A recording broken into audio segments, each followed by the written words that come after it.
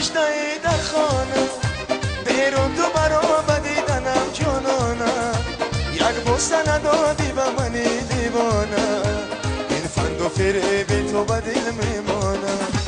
من پشتی دارم تو ششتایی در خانه بیرون تو برام دیدنم جانانم یک بوسه ندادی به منی دیوانه باز آمدنی مرا خدا میدانه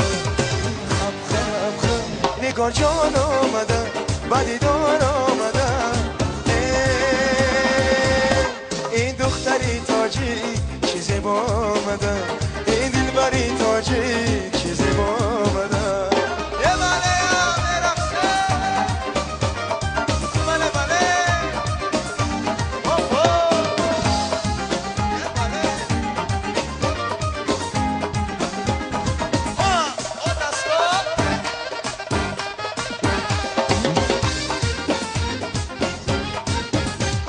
تاجیک بچه‌ایم از گل جدا میگرده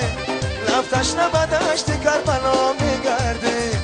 ما پیش خدا عجب گناهی کرده از یاره که خوزیده جدا میگرده تاجیک بچه‌ایم از گل جدا میگرده لفتش نبدشت کربلا میگرده ما پیش خدا عجب گناهی کرده از یاره که خوزیده جدا میگرده بدیدار آمدم بیقرار آمدم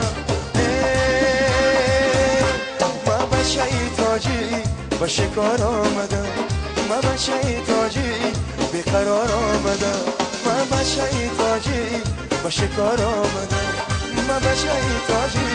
بیقرار آمدم زیده باشه برای گل رو جای خرسکی باران میزنم تشکر